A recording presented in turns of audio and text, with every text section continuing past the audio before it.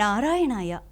కలియుగ ప్రత్యక్ష దైవమైన ఆ వెంకటనాథుని గురించి స్మరించుకునే తిరుమల వైభవానికి మీకు స్వాగతం. నేటి తిరుమల వైభవ విశేషాలను ఇప్పుడు చూద్దాం.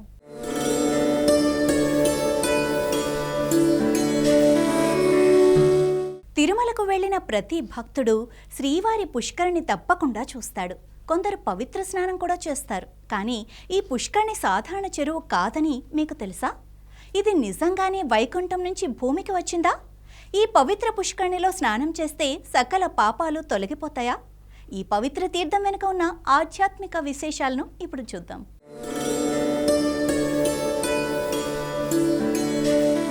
తిరుమలలో ఆనంద నిలయం పక్కనే కనిపించే పవిత్ర జలాశయమే శ్రీవారి పుష్కరిణి.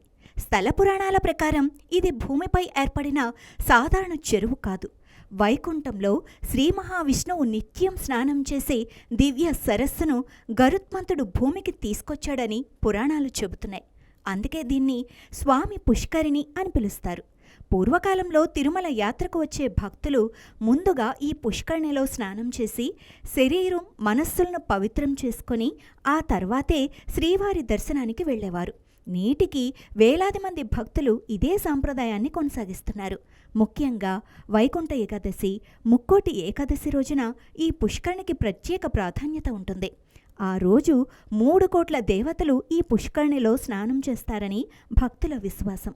అందుకే ఆ రోజున పవిత్ర స్నానం చేయటానికి లక్షలాది మంది భక్తులు తరలివస్తారు. ఇందులో ఇంకో విశేషం కూడా ఉంది. శ్రీవారి ఆలయంలో జరిగే అనేక ఉత్సవాలకు అవసరమైన పవిత్ర జలాన్ని ఈ పుష్కరిణి నుంచే తీసుకుంటారు. చక్రస్నానం వంటి విశిష్ట ఉత్సవాలు కూడా ఇక్కడే జరుగుతాయి. భక్తుల విశ్వాసం ప్రకారం ఈ పుష్కరిణిలో భక్తి శ్రద్ధలతో స్నానం చేసి శ్రీనివాసుని దర్శిస్తే పాపం నశించి పుణ్యప్రాప్తి కలుగుతుందని చెబుతారు. అయితే కేవలం నీటిలో మునిగితే సరిపోదు. నిర్మలమైన మనస్సుతో భక్తితో చేసే స్నానానికే ఆధ్యాత్మిక ఫలం ఉంటుందని పండితులు చెబుతున్నారు. ఈ పుష్కరిణి మనకు ఒక గొప్ప సందేశం ఇస్తుంది.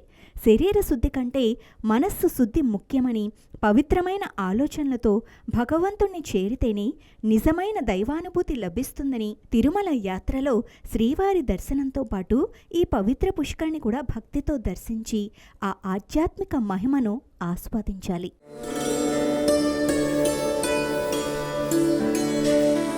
ప్రతిరోజు లక్షలాది మంది భక్తులు తిరుమల శ్రీవారిని దర్శించుకుంటారు. కానీ రాత్రి ఆలయ తలుపులు మూసిన తర్వాత అక్కడ ఏం జరుగుతుందో ఎప్పుడైనా ఆలోచించారా?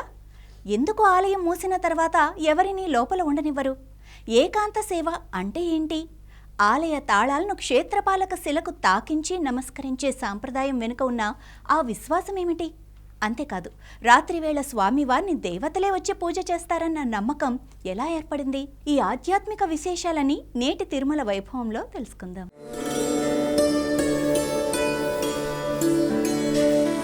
తిరుమల శ్రీవారి ఆలయంలో ప్రతిరోజు తెల్లవారుజామున సుప్రభాత సేవతో ప్రారంభమైన పూజా కార్యక్రమాలు రోజంతా వివిధ సేవలు, దర్శనాలు, ఉత్సవాలతో కొనసాగుతాయి. భక్తుల రాకపోకలు, వేద ఘోషలు, ఘంటానాదాలతో ఆలయం నిత్యం ఆధ్యాత్మిక వాతావరణంలో కలకలలాడుతూ ఉంటుంది. అయితే రోజు చివర్లో జరిగే అత్యంత ముఖ్యమైన సేవ ఏకాంత సేవ. ఈ సేవలో స్వామివారికి విశ్రాంతి కల్పించే విధంగా ప్రత్యేక పూజలు నిర్వహిస్తారు. అన్నమయ్య వంశీయులు లాలి పాటలు ఆలపిస్తారు. అనంతరం ఆలయ తలుపులు మూసివేస్తారు. తలుపులు మూసే ముందు అర్చకులు మరో విశిష్టమైన ఆచారాన్ని పాటిస్తారు. ఆలయ తాళాలను క్షేత్రపాలక శిలకు తాకించి నమస్కరిస్తారు.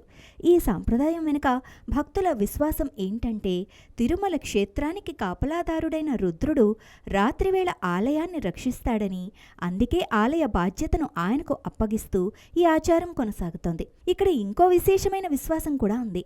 ఆలయ తలుపులు మూసిన తర్వాత మనుషులెవరూ లోపల ఉండరని, ఆ సమయంలో దేవతలే స్వయంగా వచ్చి శ్రీ వెంకటేశ్వర స్వామిని ఆరాధిస్తారని తరతరాలుగా భక్తులు నమ్ముతూ వస్తున్నారు. అందుకే రాత్రి ఆలయంలో ఎవరినీ ఉండనివ్వరు. మరుసటి రోజు సుప్రభాత సేవకు ముందు అర్చకులు మళ్లీ క్షేత్రపాలకుడికి నమస్కరించి ఆ తర్వాతే ఆలయంలోకి ప్రవేశించి పూజా కార్యక్రమాలను ప్రారంభిస్తారు. ఈ సాంప్రదాయం శతాబ్దాలుగా ఎలాంటి మార్పు లేకుండా కొనసాగుతోంది. తిరుమలలో ప్రతి ఆచారం, ప్రతి సేవ, ప్రతి సాంప్రదాయం వెనుక ఒక లోతైన ఆధ్యాత్మిక సందేశం దాగి ఉంది. అందుకే తిరుమల కేవలం ఒక ఆలయం కాదు, అది భక్తి, విశ్వాసం, సాంప్రదాయాలకు శాశ్వత ప్రతీక.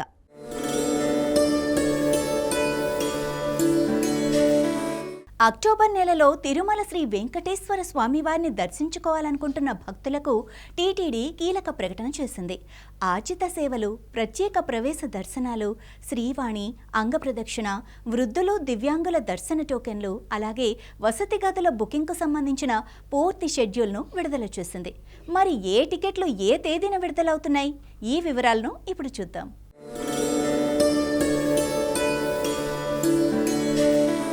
అక్టోబర్ నెలకు సంబంధించిన వివిధ దర్శనాలు, సేవలు, వసతి గదుల కోటాల విడుదల తేదీలను టీటీడీ ప్రకటించింది.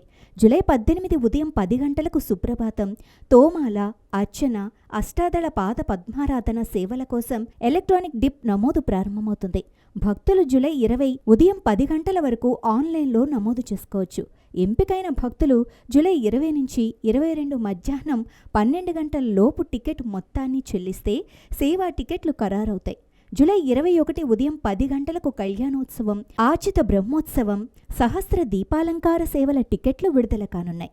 అదే రోజు మధ్యాహ్నం 3 గంటలకు వర్చువల్ సేవలు, వాటికి సంబంధించిన దర్శన స్లాట్లు అందుబాటులోకి రానున్నాయి. జూలై 23 ఉదయం 10 గంటలకు అంగప్రదక్షిణ టోకెన్లు, ఉదయం 11 గంటలకు శ్రీవాణి ట్రస్ట్ దర్శన టికెట్లు విడుదల చేయనున్నారు.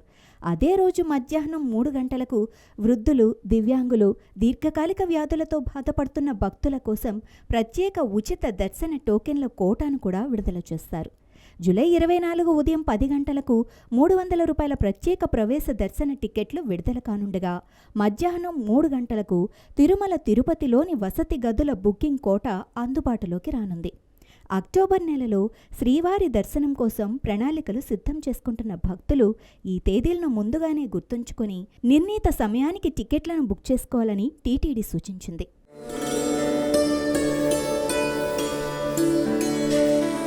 కలియుగంలో శ్రీ వెంకటేశ్వర స్వామిని భక్తితో స్మరించటానికి ఎన్నో పవిత్రమైన మంత్రాలు ఉన్నాయి. అయితే వాటిలో అత్యంత విశిష్టమైన మంత్రాల్లో ఒకటి వెంకటేశ గాయత్రి మంత్రం. ఈ మంత్రాన్ని ఎందుకు జపించాలి? ఇందులోని ప్రతి పదానికి అర్థమేమిటి? ఎప్పుడు జపిస్తే మరింత ఫలితం లభిస్తుంది? ఆ విశేషాలను ఇప్పుడు తెలుసుకుందాం.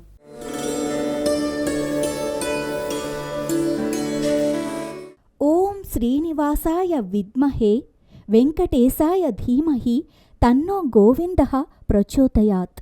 ఈ చిన్న మంత్రంలో ఎంతో గొప్ప ఆధ్యాత్మిక భావం దాగి ఉంది. శ్రీనివాసాయ విద్మహే అంటే లక్ష్మీదేవి నివాసమైన శ్రీనివాసుని నిజస్వరూపాన్ని తెలుసుకోవాలని భక్తులు ఆ స్వామివారిని ప్రార్థించటం. వెంకటేశాయ ధీమహి అంటే తిరుమల వెంకటాద్రిపై కొలువై ఉన్న శ్రీ వెంకటేశ్వర స్వామిని మన హృదయంలో ధ్యానం చేయటం. తన్నో గోవిందః ప్రచోదయాత్ అంటే గోవిందుడు మన బుద్ధిని మంచి మార్గంలో నడిపించాలని, సత్కార్యాలు చేసే శక్తిని ప్రసాదించాలని ఆ స్వామిని వేడుకోవటం. ఈ మంత్రం కేవలం కోరికలు తీర్చుకోవటానికి మాత్రమే కాదు, మనసుకు ప్రశాంతతను, ఆలోచనలకు స్పష్టతను, భక్తికి మరింత బలాన్ని ఇచ్చే దివ్య ప్రార్థనగా భక్తులు భావిస్తారు. ఉదయం స్నానం చేసిన తర్వాత లేదా సాయంత్రం దీపం వెలిగించిన అనంతరం ప్రశాంతమైన మనస్సుతో ఈ మంత్రాన్ని 11 లేదా 21 లేదా 108 సార్లు జపిస్తే ఎంతో మంచిదని ఆధ్యాత్మిక గురువులు చెబుతున్నారు. తిరుమల యాత్రకు వెళ్లే ముందు లేదా శ్రీవారి దర్శనానికి క్యూలో వేచి ఉన్నప్పుడు కూడా ఈ మంత్రాన్ని భక్తితో జపించేవారు ఎంతోమంది ఉంటారు. అయితే ఒక్క విషయం గుర్తుంచుకోవాలి, ఈ మంత్రం మహిమపై భక్తులకు అపారమైన విశ్వాసం ఉంది. మంత్రజపం వల్ల కలిగే ఫలితం భక్తి, ఏకాగ్రత, విశ్వాసంపై ఆధారపడి ఉంటుందని శాస్త్రాలు చెబుతున్నాయి. భగవంతుడు మనం ఎంతసేపు జపించామనేది చూడడు, ఎంత భక్తితో స్మరించామనేదే చూస్తాడు. అందుకే ప్రతిరోజు కొన్ని క్షణాలైనా ఈ వెంకటేశ గాయత్రి మంత్రాన్ని భక్తి శ్రద్ధలతో జపించి శ్రీ వెంకటేశ్వర స్వామి అనుగ్రహానికి పాత్రులమవుదాం.